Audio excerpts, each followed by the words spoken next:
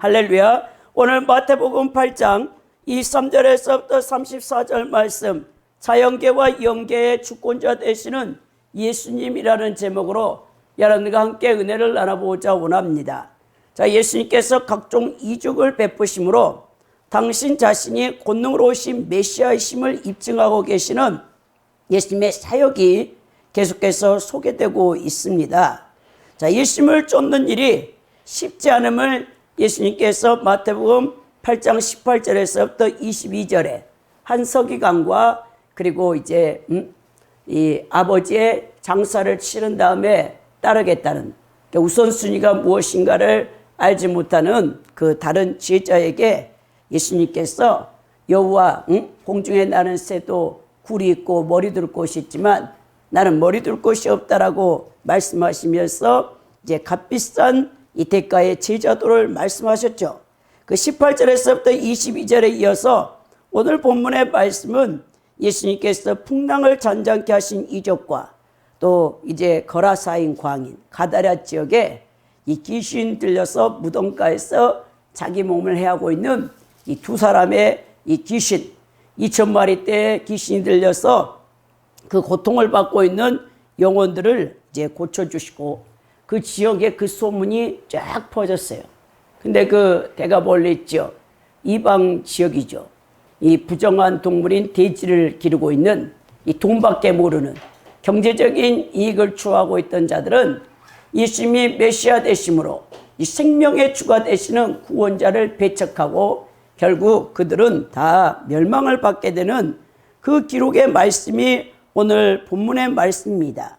자, 한편 예수님의 놀라운 이적과 권능은 거듭 체험했음에도 불구하고 이제 예수님의 제자들은 갈릴리 바다의 풍랑 앞에서 극단적인 공포에 쌓이는 거죠. 예수님께서 그 불신앙을 책망하시면서 믿음의 적은 자들아 어찌 의심하였느냐라고 이제 책망을 하시는 것을 볼 수 있다라는 것이죠. 그리고 더 나가서 그들이 이제 예수님께서 도대체 어떠한 분이신가, 이 자연까지도 다스리는 만물의 주가 되신다는 것을 보여주면서 우리 인생의 모든 문제, 우리에게 일어나는 모든 문제는 하나님의 주권과 섭리 가운데 일어납니다. 왜냐하면 우리 예수님께서 우리의 머리털 하나까지도 다 세심바 되어졌고 참새 한 마리도 하나님의 허락이 없이는 땅에 떨어지는 법이 없다고 했어요. 그러니까 우리 하나님이 우리 인생의 모든 문제가 이 믿음, 예수 그리스도를 온전히 신뢰함으로 그 믿음의 결여 때문에 우리가 그 문제 가운데 두려워한다는 거죠. 오늘 말씀을 통해 우리가 새 대지로 예수님이 어떠한 분인가를 우리는 분명히 이제 알고 그분을 신뢰하고 믿고 나가야 되는데, 첫째는 예수님은 바다와 풍랑을 말씀 한마디로 잠잠케 하시는 분입니다. 둘째, 귀신들이 하나님의 아들로 인정하는 분이 바로 예수님이라는 거죠. 세 번째는 말씀 한마디로 귀신을 쫓아내는 분, 그러니까 자연계와 영계의 모든 주권을 다스리시며 통치하시는 분이 바로 예수님, 바로 하나님이시라는 것을 우리가 함께 나누기로 원합니다. 먼저 바다와 풍랑을 잠잠케 하시는 예수님이 마태복음 8장 23절에서부터 27절에 기록되어 있는데요. 이제 배에 오르심에 제자들이 따랐다라고 이제 23절에 기록되어 있어요. 자, 마태복음에서 네 번째 기록된 기적에 해당하는 풍랑을 잠잠케 하신 사건이 지금 이제 말씀이신데요. 자, 예수님께서 배를 타고 가시다가 너무 피곤하셨나 봐요. 그래서 이제 예수님이 잠이 드셨습니다. 그때 24절에 보니까 바다에 큰 놀이 일어나 배가 물결에 덮이게 되었으니 예수님께서는 주무신지라.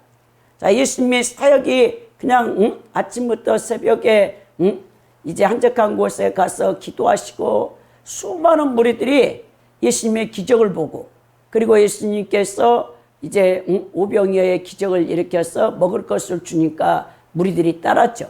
근데 예수님께서는 이제 그들이 정치적인 메시아로 추종할 때 그들을 따돌리고 예수님의 가장 이 땅에 오셔서 공생의 가운데 초점 두신 사역은 영혼 구령이에요. 여러분들이 한 영혼을 천하보다 귀히 여기는 주의 심장이었고 영혼에 대한 사랑이 없는 사람은 하나님이 쓰지 않습니다.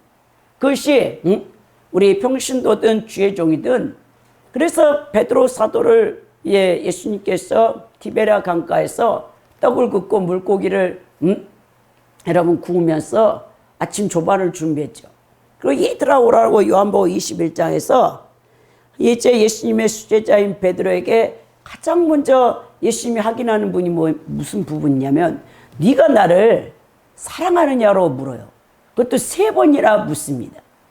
그래서 여러분, 여러분들이 예수님을 믿는데도 그 죽어가는 영혼, 여러분 지옥 가는 영혼, 그들을 위해서 눈물 뿌리는 그 기도를 한번 해보지 않는 사람들, 그리고 그 영혼을 구원하려고 자기의 모든 것을 다 들여서 그 구령하려는 그 마음이 없는 사람은 하나님이 그 사람을 쓰지 않아요. 아무리 주의 종이고 뛰어난 학문을 갖고 있고.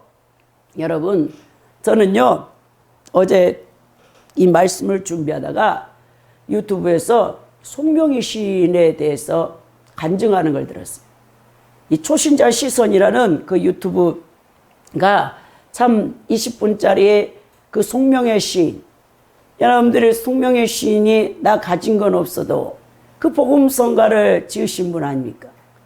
그분이 원래 태어날 때 아주 가난한 집안에서 태어나서 이 의사가 아이를 꺼낼 때 실수를 해서 소뇌를 다친 거예요.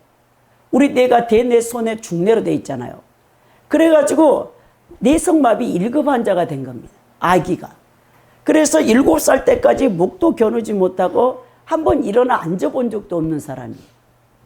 그래서 가난한 데다가 부모는 우유 먹일 그 어머니가 이 가난한 데다가 아이를 가졌을 때 이 제대로 젖도 안 나오는데 우유를 사 먹일 돈도 없어서 그 뇌성마비 아이를 그냥 방치했죠. 방치.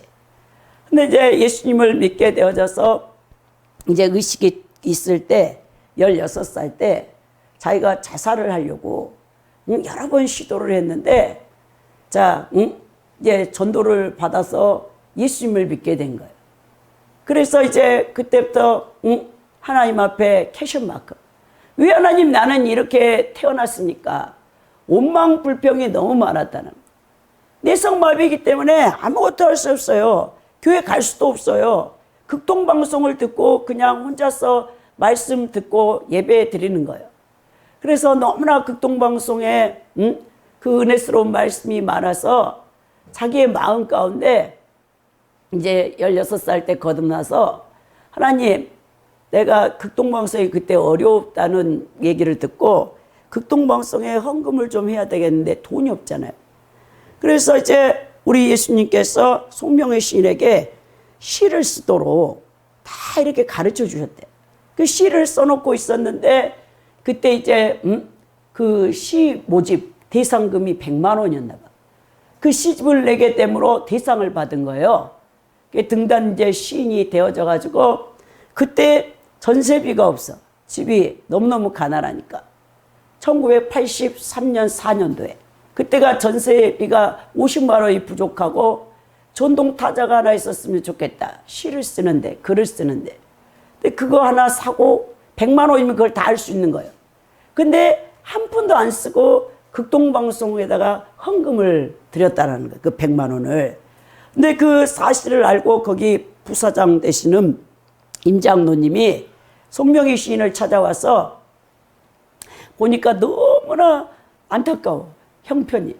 그때 이제 미국으로 가면 그 뇌성마비를 수술을 해가지고 어느 정도 몸을 고쳐줄 수 있게 돼가지고 그 장로님이 그 송명희 시인 어머니와 송명희 시인에게 이제 그때 22살이 됐는데 얘기를 하면서 이제 하시는 말씀이 미국으로 가서 가장 좋은 의사를 통해서 신경외과에서 수술을 받으면 어느 정도 정상이 될 것이다 라고 하니까 어머니가 하는 말이 저는 고난이 없고 명의가 알아서 하겠죠 그랬대요. 그래서 막 이제 설득을 하는데 그 송명희 시인이 기도를 해보더니 장로님 나는 수술하지 않습니다. 그러니까 왜 그러니까 나는 여기 내 있는 모습 이대로 하나님이 영광을 받으시기 때문에 그리고 예수님이 나를 수술하지 말라고 합니다. 수술을 하지 않았대요. 그래서 그 장로님이 이제 극동방송에 들어와서 어느 이제 그 프로에 나와서 그 얘기를 하면서 펑펑 울면서 여러분들은 이 사지가 멀쩡한데 하나님 앞에 영광을 돌린 일이 있냐고 그렇게 하니까 수많은 극동방송을 듣는 이 크리스찬들이 우리나라가 그때 1980년대 뜨거웠잖아요. 부흥이 있을 때니까 다 얘기하고 울면서 그렇게 이제 송명희 시인이 수많은 자들에게 예수 그리스도를 증거하면서 복음을 전했는데 그분이 전 세계를 다니면서 휠체어를 타고 다니면서 비행기를 타고 다니면서 1600회 집회를 했다더라고요. 근데 다른 말도 잘 언어에서 못해요. 근데 어느 날 우리 하나님께서 너는 내가 불러준 대로 써라. 뭘 불러주는데요? 나 가진 재물 없어도 나 남이 갖고 있는 지식 없고 배운 거 없거든요. 그리고 남이 있는 건강도 없잖아요. 그러면 공평하신 하나님이 그러니까 송명희 시인이 울면서 펜을 집어 타자 그거 치다가 던지면서 예수님 뭐가 공평합니까? 나한테는 하나도 준 게 없는데 하고 펑펑 우니까 예수님께서 너는 이제 나의 영광의 도구가 될 것이다. 네가 가는 곳곳마다 수많은 자들이 너를 통해서 구원받고 하나님의 구원의 그 역사에 너를 통해 영광을 받을 것이다 라고 했대요. 그래서 송명희 시인이 가는 곳곳마다 큰 교회 작은 교회 국내 교회뿐만 아니라 유럽 미국 전 세계를 가면서 그 얼마나 연약합니까? 뇌성마비 1급 지체자인데 비행기 타는 것도 얼마나 힘든데 너무너무 힘들 때 가기도 싫고 막 피곤한데도 예수님이 가라니까 저쪽에서 가가지고 그냥 이 강대상에 휠체어 타고 10분만 서가지고 예수님이 여러분을 사랑합니다. 그 어눌한 말투로 한두 마디만 던지면 10분 있으면 거기가 해계의 바다, 울음바다가 됐대요. 그 많은 사람들 수천 명을 하나님 앞에 수만 명을 주께로 인도하는 40년 동안 하나님 앞에 쓰임받았다니까요. 그러니까 여러분 이 영혼에 대한 뜨거운 사랑 하나님이 그런 자기의 환경과 상황을 초탈해서 순종하는 자를 하나님이 쓴다는 거예요. 이제는 너무나 몸이 많이 아프시더라고요. CBS에서 나왔는데 엊그저께 40년 이제 마지막 그 나라라는 천국에 대한 소망의 시집을 써서 마지막 시집을 이렇게 내가지고 기자회견을 하는데 거의 몸을 가르지 못하고 70이 다 돼서 흰머리가 백발에다가 정말 많이 이제 연로해지셨더라고요. 천국 가는 날이 얼마 남지 않는 것을 보았는데 여러분 우리 하나님께서는요 가장 연약한 자를 들어서서 우리를 부끄럽게 하고 하나님의 영광을 드러내는 것을 볼 수 있는데 오늘 예수님의 제자들이 그렇게 갈릴리 바다에서 여러분 고기를 수십 년 잡고도 그들은 이제 풍랑을 여러 번 만났겠죠. 그러니까 무서웠겠죠. 근데 거기들과 함께 한 예수님을 잊어버린 거예요. 우리도 그럴 수가 있어요.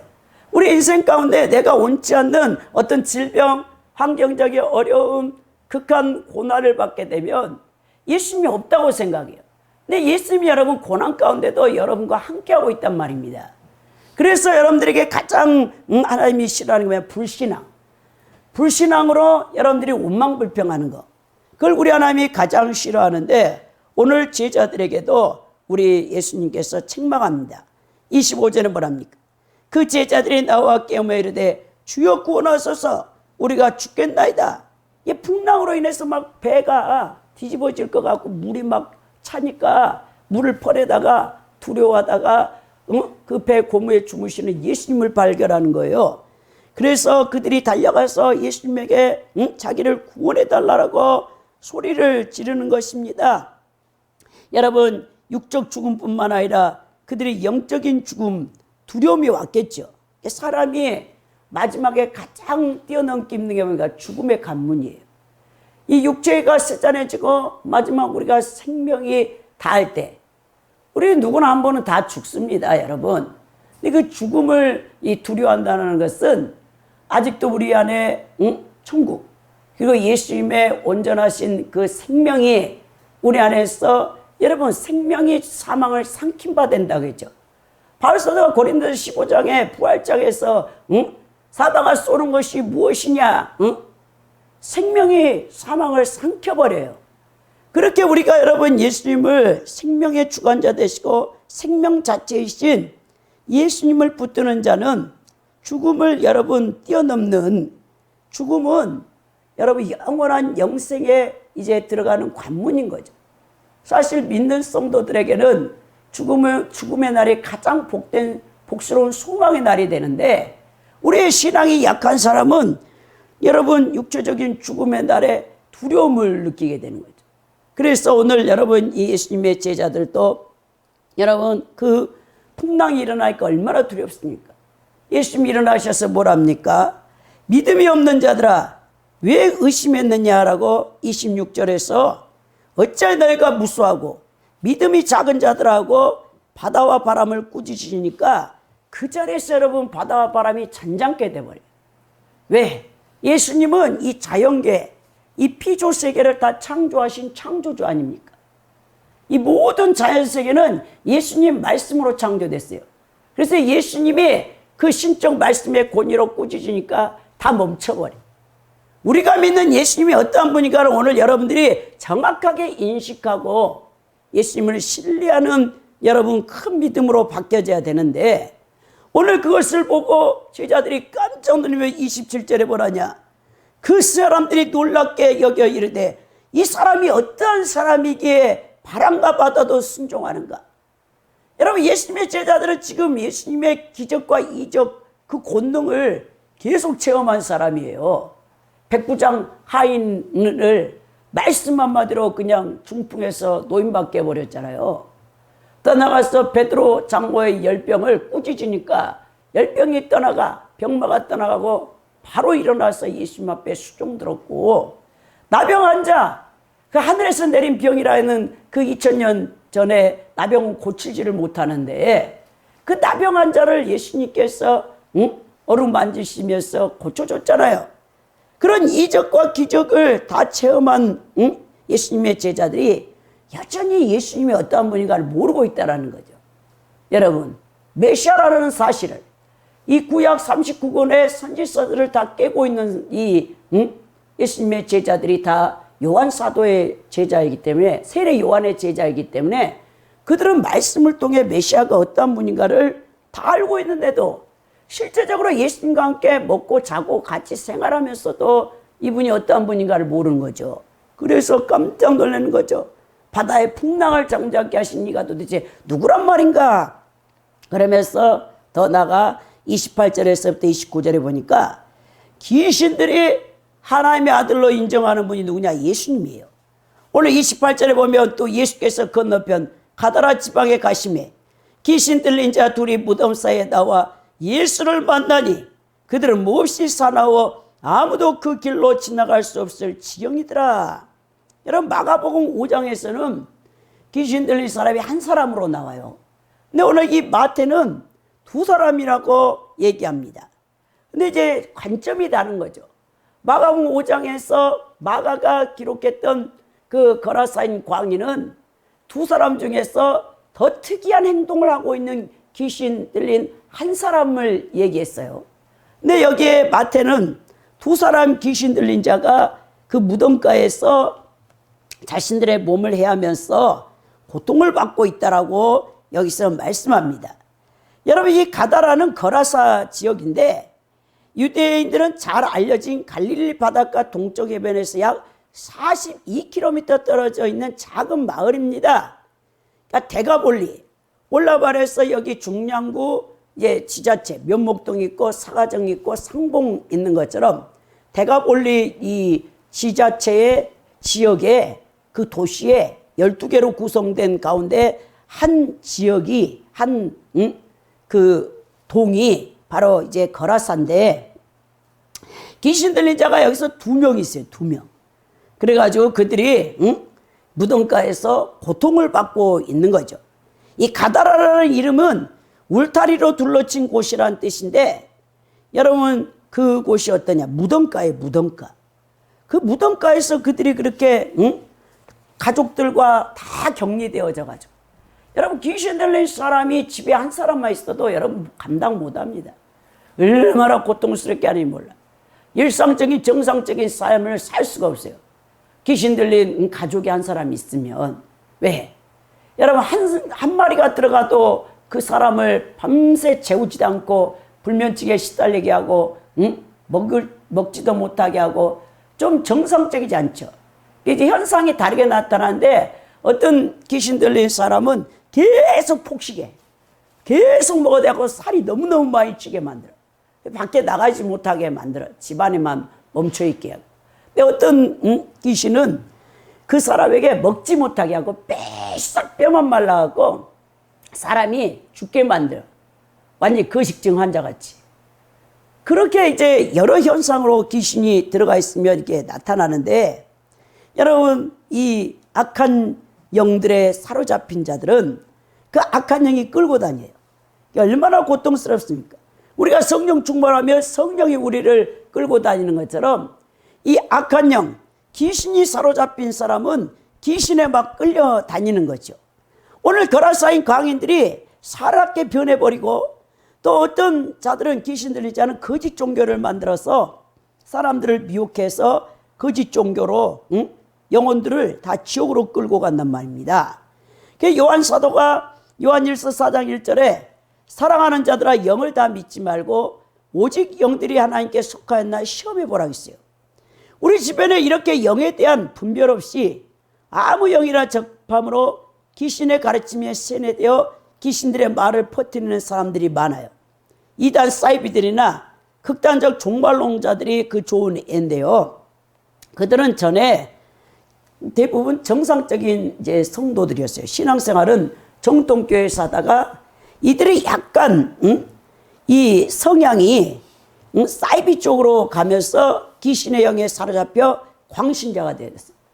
제가 이제 전도사 시절에 저기 성남 수정구 태평로에서 대학원 동기와 함께 이제 교회를 개척해가지고 제가 그때 사역을 할 때 그 이제 그 귀신 들린 마누라가 있어요. 그 집사님 한 분이 폐지 그 큰 이제 그 고철물 같은 거 이제 실어다가 날려는 그런 일을 하는 집사님이 아들도 정신병이고 마누라도 정신병이야. 근데 얘 마누라 그 아내 되시는 여자 집사님 집안이 안양 있잖아요. 그 안양시 땅 전체가 그 장인어른 땅이야. 그러니까 굉장히 결혼을 잘해서 부잣집 그 아내를 얻어서 행복하게 살고 있다가 이제 예수님을 믿게 되어졌는데 이 아내가 이상하더래. 성령을 받았다고 하는데 그 계속 밤에 가서 교회에서 철야를 해, 철야. 그리고 먹지도 않아. 하나님이 계속 금식을 하라겠대. 막 금식을 21일, 40일을 하니까 사람이 여러분 살아납니까? 죽지요. 뺏썩 말라갖고. 처음에는 이 남편 집사님이 아내의 말을 듣고 하나님께서 우리 아내에게 큰 은사와 능력을 주려고 하는갑다. 이렇게 이제 초신자니까 뭘 몰라가지고 분별을 못해가지고 그래 놨더니 나중에 안 되겠어. 너무 극단적으로 나가서 너무 막 철야만 하고 먹지도 않고 금식하고 이러니까 무서워서 안 되겠다 해가지고 이제 장인어른이 그런 딸을 이제 데려가서 정신병원에 갖다 넣었어요. 근데 그게 또 아들에게도 왔어. 아들도 정신병원. 교회를 그렇게 다니는데 그 정신병이 치유가 안 되죠. 남편 집사님이 너무너무 힘들게 신앙생활하면서 이제 일상생활하면서 그 아들을 돌봐. 이 장인어른이 마누라는 데려가서 거기 병원비 다 냈고 케어하고 있는데 그런 안타까운 이 분도 제가 만났습니다. 극단적으로 나가는 거 위험한 거 이거 정상적인 모습이 아닙니다. 그래서 영을 여러분들이 잘 분별해야 하는데 여러분 그 사람들은 자기가 계시받았다고 생각해요. 여러분 이거 정말 위험합니다. 그래서 우리는 어떤 여러분 신령한 체험이라 할지라도 성경 말씀에 배치되는 것은 여러분 다른 영에 의해서 여러분들이 사주를 받을 수 있다는 것을 기억하시고 경계를 해야 돼요. 그리고 여러분 귀신들은 반드시 여러분 인격을 갖고 있어요. 인격.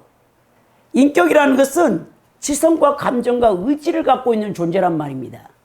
그래서 여러분 귀신 들린 사람들은 때로는 자기 생각이 아니에요. 귀신 여러분 생각을 넣어줘요. 그리고 귀신의 말을 해. 귀신의 감정은요 막 분노해. 막 폭발해. 화를 내. 아무것도 아닌데. 그러니까 여러분 너무 비정상적인 인격을 갖고 있는 사람들, 이런 사람들이 여러분 귀신에 사로잡히는, 귀신에 사로잡힌 단계도 다 달라요. 여러분 영적으로 보면. 근데 어떤 사람들은 몸에 억압돼 있어요. 어떤 신체 부위에 붙어 있어요. 그래서 계속해서 고통을 줘. 의학적으로 아무리 이제 검사를 해도 의학으로는 안 나타나. 제가 여러분들에게 간증했잖아요. 제가 아는 권사님은 여러분 우리 몸에 있는 장기를 8개를 다 적출했어. 근데 그 원인을 몰라. 계속 통증이 와. 물론 우리가 이제 복합통증 증후군이라고 해서 그런 것도 있는데, 이분은 장기를 통해서 악령이 이제 병마가 붙어서 그걸 다 제거하는 거죠. 2년 전에는 이제 방광을 아예 드러내고 소장을 가져다가 인공 방광을 했는데도 지금도 살아계셔요. 77세 권사님. 너무너무 고통을 받으면서 엊그저께도 저에게 전화가 오셨는데 정말 천국 갔으면 좋겠다. 근데 왜 죽는 것도 왜 마음대로 안 되니? 왜 예수님이 나를 안 걷어 가시니? 천국에 가시고 싶은데, 제가 그랬죠. 권사님, 하나님께서 권사님의 부활체를 너무너무 아름답게 만드시려고 그런 고통을 통해서 다루신다. 속사람을 우리 하나님께서, 그때 몇 년 전에 진짜 집에 신방을 갔는데 권사님이 뼈만 남았어요. 그때도 그 고통을 심하게 당하고 있었는데 그 권사님의 영을 잠깐 제 눈을 통해 보여주더라고요. 너무너무 아름다워요. 와, 사람의 원래도 이제 그 권사님이 연예인 같이 생겼고 강원도 출신인데 젊었을 때부터 예쁜데 지금 77세 돼도 사람들이 권사님의 얼굴을 보면 아무데도 안 아픈 것 같아. 그러게 평온이 있어요. 근데 그때는 진짜 권사님의 얼굴에서 광채가 나는데 제가 깜짝 놀랐어요. 이렇게 하나님께서 이 권사님을 고난을 통해서 수십 년을 다뤘거든요. 근데 제가 동방 이제 교회사에서 신화 얘기했죠. 신화. 테오시스.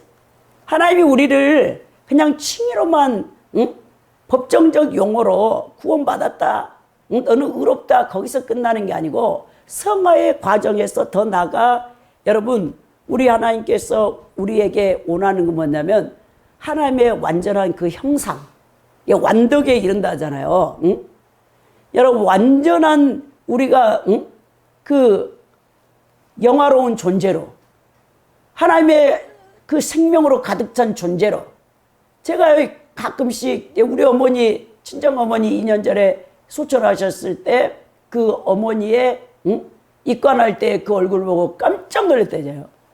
40대의 그 젊은 모습으로 그 쭈글쭈글 하고 아무것도 남아있지 않는 분이 세상에 그 어떤 사람이 성형을 해가지고 그리고 그런 피부를 갖고 있다 해도 제가 어머니 얼굴을 만져봤거든요. 그렇게 촉촉하고 그 어린아이보다 더 부드러운 피부를 제가 이 세상 사람은 없단 말이에요. 돌아가셔가지고 지금 이렇게 눈을 감았는데 그게 바로 신화된 사람들. 여러분 고난을 통해서 하나님이 이렇게 우리를 다룬단 말이에요. 여러분들은 고난을 싫어하지만 우리 하나님이 그 고난을 통해서, 제가 분명히 그랬어요. 그 권사님한테, 권사님도 만약에 그 육체의 죽음을 맞이하고 장례식장에서 입관할 때 보면 권사님은 너무너무 아름다운 분이라고. 우리 친정어머니를 통해서 그 얼굴을 봤는데 그 권사님한테도 제가 4년 전에 그 얼굴을 봤거든요. 엄청나요. 여러분, 그게 이제 모세가 시내산에 율법을 받으러 갔을 때 40일을 금식해서 하나님과 독대했잖아요. 그때 그가 이제 여러분 그 시내산 밑에 있는 이스라엘 출애굽한 백성들에 나왔을 때 그들이 뭐라 했습니까? 얼굴을 수건으로 가려라, 가려. 우리가 도대체 너의 얼굴을 볼 수가 없다. 하나님의 그 거룩하신 광채가 모세가 40일 동안 하나님과 있으니까 그게 투영이 돼가지고 이스라엘 백성들 죄 많은 자들이 감히 모세 앞에 서지를 못하잖아요. 그런 영화로운 존재가 누구냐? 여러분들. 저와 여러분들을 하나님께서 그렇게 만들어가기를 원하셔서 고난을 주는데, 고난을 통과할 때 그렇게 우리의 속사람이 아름답게 변한단 말입니다. 영체가. 나중에 그게 이제 부활체를 입게 되면 여러분 고린도서 15장의 해와 같이 또 별도 별의 광채가 다르다는 것처럼 그것을 우리에게 하나님께서 원하신다는 거예요. 자, 그러면서 오늘 뭐랍니까? 이 귀신이 뭐라냐면 29절에 달려옵니다. 하나님의 아들이여, 우리가 당신과 무슨 상관이 있나이까? 내가 이르기 전에 우리를 괴롭게 하라고 여기에 오셨나이까 하더냐. 야, 예수님의 제자들은 그렇게 동고동락해도 예수님을 못 알아보는데 이 귀신 들린 자들이 예수님이 정확히 누군가 영적 존재가 알면서 달려와서 예수님 앞에 엎드리는 거예요. 당신이 우리에게 무엇을 원하십니까?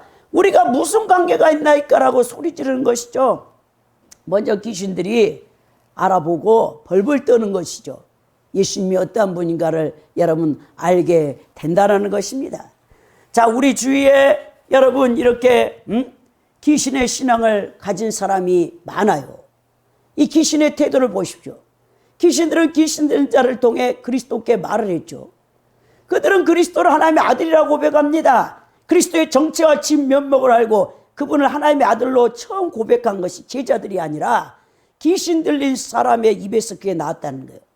자, 제자들 중에는 예수님을 그리스도와 하나님의 아들이라고 고백한 것은 이때로부터 3년이 지난 다음에 이제 베드로가 마태복음 16장에 여러분 16장 16절에 주는 그리스도여 살아계신 하나님의 아들이니라 그때 고백한 거예요. 근데 이 거라사인 광이 귀신 들린 자들은 벌써 3년 전에 베드로가 그리스도라고 하나님의 아들이라고 고백하기 전에 미리 알아보고 하나님의 아들이라고 여기서 외치는 거예요. 왜냐? 그들은 타락한 천사들이기 때문에 여러분 사탄이 예수님이 누군가를 정확히 합니다. 그러면서 이 귀신이 뭐라냐면 우리를 다른데 무적행위로 보낼까 봐 두려워하면서 무적행위로 돌려보내지 말고 저 빗달길에 있는 여러분 돼지떼에게 나를 보내달라고 그렇게 얘기하는 거예요. 오늘 여러분 예수님께서 야고보서 사도가 2장 19절에 내가 하나님의 한 분인 줄 알고 믿느냐? 잘하는도다. 이 귀신들도 믿고 떤다겠죠. 마가복음 3장 11절에 보면 더러운 귀신들도 어느 때든지 예수를 보면 그 앞에 엎드려 부르짖어 가로되 당신은 하나님의 아들이라고 고백한다라는 것입니다. 여러분 우리 성도들이요 예수님을 입술로는 너무너무 잘 믿는 것 같아. 근데 행함이 없어. 말씀 순종이 없다니까요. 그 말씀 순종이 없는 입으로만 여러분 예수님을 주로 신하는 사람들이 누구냐? 귀신들의 믿음이라고 야고보서 사도가 2장 14절에서 19절에 말한다는 거예요. 그들은 정욕대로 이 방탕과 사치와 향락을 추구하면서 평소에는 아주 독실한 그리스도인처럼 행하지만 막상 여러분 상황이 불리해지면 그들은 자기 이익을 먼저 챙겨요. 하나님 말씀 순종하지 않습니다. 참된 신앙이란 머리와 입으로 믿는 게 아니에요. 전인격적으로 하나님께 헌신하고 하나님이 말씀하시면 거기에 순종하는 것. 그것이 참된 신앙이라는 것을 우리에게 분명히 가르쳐주고 있다는 것입니다. 여러분 입으로만 떠들고 그 손과 발이 입의 고백과 조화를 이루지 못하는 신앙은 이 귀신들의 신앙이나 마찬가지예요, 여러분. 그래서 그런 믿음을 가지고는 구원을 받지 못합니다.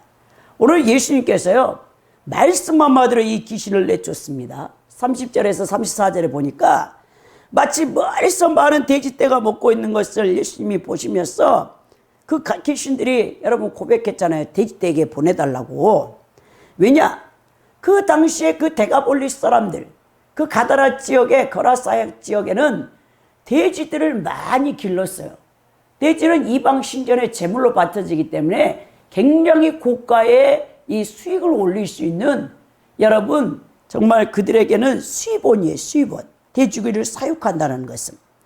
그래서 그들이 그 돼지를 많이 기르고 있었는데 31절에 보니까 귀신들이 예수께 간구하여 이르되 만일 우리가 쫓아냈으면 돼지떼 들여 보내달라고 귀신이 이렇게 얘기를 하고 있습니다. 그러니까 예수님께서 이 귀신들에게 말씀 한마디로 이제 내쫓는 거죠. 32절에 보니까 그들에게 가라 하시니 귀신들이 나와서 돼지에게로 들어가지라. 온 때가 빗들로 내리다라 바다에 들어가서 물에서 몰살당했다라고 말합니다. 아, 그 말은 여러분 돼지를 길렀던 자들이 자기 돈벌이로 돼지를 길렀는데 이것들이 다 몰살했어요. 여러분 바다에 빠져 죽으니까 재산의 손실을 너무 많이 입은 거죠. 아, 그러니까는 그 소식을 듣고 대가볼리가 요동을 하는 거예요. 그러면서 그 장면, 돼지가 바닷가에서 몰살되어 2,000마리가 죽었으니까 달려가서 다 보았죠. 그것을. 사람의 생명이 재산과는 비교할 수 없다는 것을 우리는 크리스찬들은 그걸 알아야 돼요. 제가 지난번에 여러분들이 간증할 때 어떤 한 집사님이 저희 빚이 10억이 진 사람이 있었잖아요.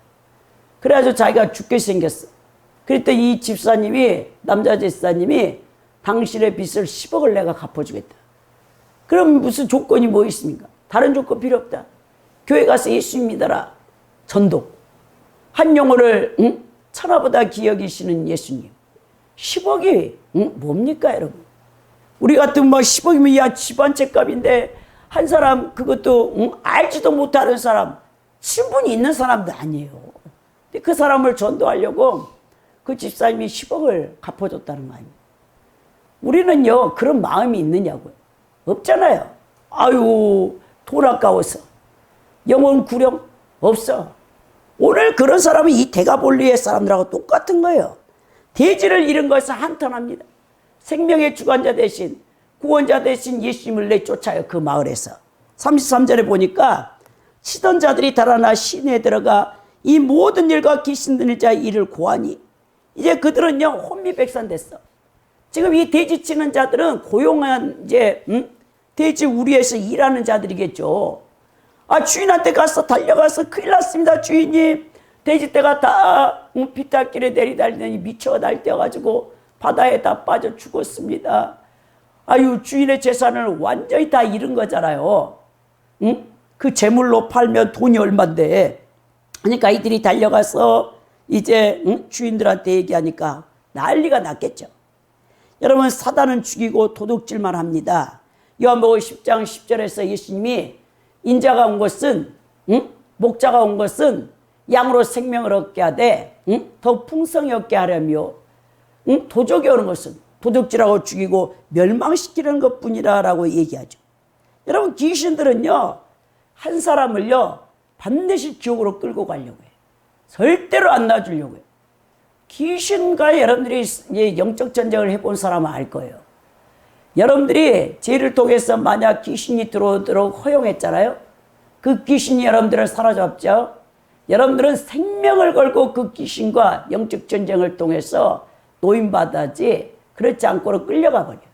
그 귀신은요 악착같이 여러분들의 영혼육을 도둑질해서 지옥 불못에 유황 불못에 던지려는 그들은 도둑질하고 죽이고 멸망시키는 일만 합니다. 사탄은 이런 일을 지금도 계속 시도하고 있어요. 굶주린 사자가 먹이를 찾듯 눈을 부릅뜨리고 구원받은 성도라 할지라도 사냥감을 찾고 있는 거예요. 그러므로 우리 성도들은 이 하나님이 주신 고귀한 선물, 영생, 이 구원을 빼앗기지 않도록 여러분들은 늘 생각과 마음과 입술을 지켜야 돼. 그리고 사탄의 미혹을 늘 물리치고 항상 깨어서 기도하며 성령 충만함을 받고 열심으로 예수님을 섬기는 일에 힘써야 됩니다.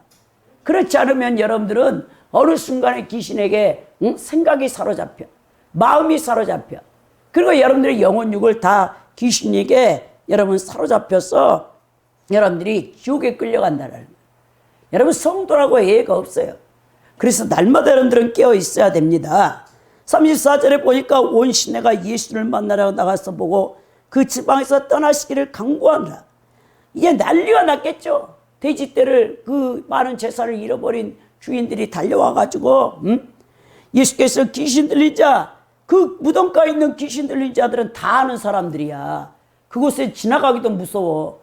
근데 그들이 고침받았다는 사실과 돼지떼가 몰살에 죽었다라는 경제적 손실을, 그 소식을 듣고 다 달려 나왔죠, 그곳에. 근데 예수님이 그들은 예수님을 영접해서 구원받을 기회야. 지금 절호의 기회예요. 근데 그들이 어떻게 합니까? 그들은 예수님을 부인해버려요. 그 물질적인 세계에 집착하는 어리석은 자들이 영적인 그 중요성을 모르고 사단이 행하는 악한 짓 중에서 사람으로 이 귀신 들게 함으로써 일상생활을 못하게 하는 거, 그게 이제 사탄이 원래 하는 일인데, 그것보다 더 무서운 게 뭐냐면 예수님을 영접하지 못하도록 불신앙을 넣어버려요. 불신앙. 그래, 불신앙에 이 사로잡힌 자들이 발광을 해가지고 예수님을 그 마을에서 대가볼리 지역에서 쫓아내버려. 그러니까 구원받지 못하고 결국 끝난다는 거예요.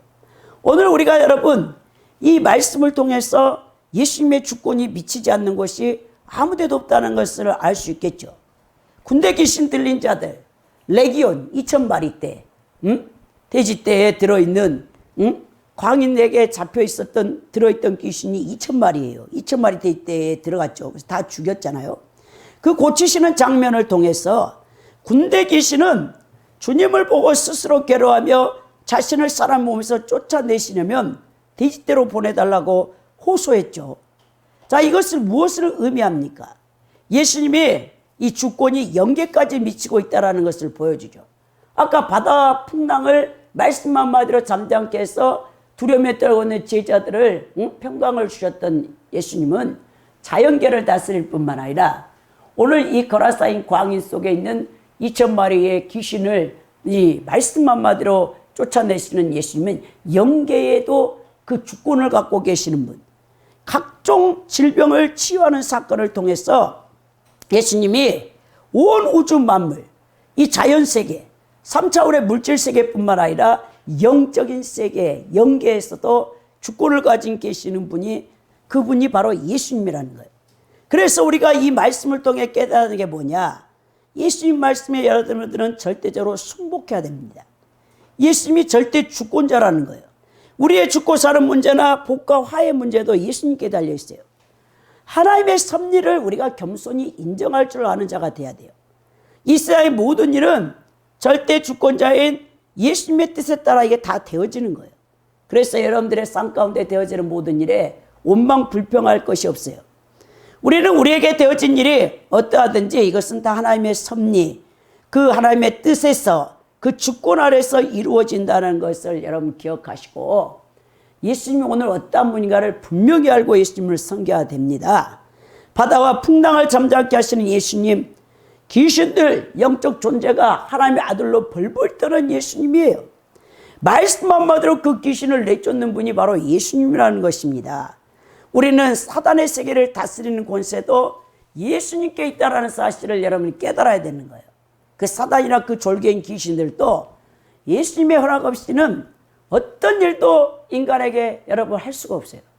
그 하나님의 허용 의지를 통해서 귀신이 아무나 다 들린 건 아닌데, 어떤 주권, 하나님의 주권 아래서 귀신 들린 자를 하나님께서는 구원받게 하기 위해서, 여러분 여러분 암 걸렸다, 병에 걸렸다, 육체, 그 수술하거나 약 먹으면 나아요. 근데 이 귀신 들린 사람들은 여러분 의학으로는 못 고쳐. 오직 예수 이름의 권세, 예수 그리스도의 보혈의 피로 제사함을 받고 예수 이름의 권세로 축사를 해야 그 귀신이 쫓겨나가. 근데 가장 중요한 것은 본인의 의지가 있어야 돼. 본인이 여러분 그것을 허용하지 않는 이상은 쫓겨나가지 않아. 귀신은 거기에 붙어서 일생을 살기를 원해. 그러니까 여러분들이 정말 귀신 들린 사람들을 여러분들이 불쌍히 여기고, 그 사람이 자꾸 말씀을 통해서 믿음이 들어가야 돼. 아, 그래서 예수님이 나를 고칠 수 있구나. 그리고 예수 이름의 권세를 쓸 수 있는 하나님의 자녀된 권세가 있잖아요. 오늘 영접하는 자 곧 그 이름을 믿는다, 하나님 자녀된 권세를 주셨다 했으니까 요한복음 1장 10절 13절을 통해서 어떤 특이한 사람만 여러분 귀신을 쫓는 게 아니에요. 마가복음 16장 10절 18절에 믿는 자에게 이런 표적이 따른다고 했어요. 예수님으로 귀신을 쫓고 병든 자에게 손을 얹고 새 방언을 말하고 뱀을 짚는다 하지 않았습니까? 그러니까 여러분들이 정말 예수 그리스도를 온전히 믿고 여러분 주위에 귀신 들려 고통하는 자들을 도울 수 있는 사람들이 되어야 된다는 것입니다. 우리가 믿고 신뢰하고 있는 예수님을 제대로 인식하고 그 예수님을 믿고 따르면서 진실로 하나님 앞에 섬기는 복된 그리스도인이 되어서 모두가 이 자연계와 영계를 다스리시는 그 전능하신 예수님을 온전히 정말 섬기는 복된 분들이 되기를 예수 그리스도 이름으로 축원드립니다.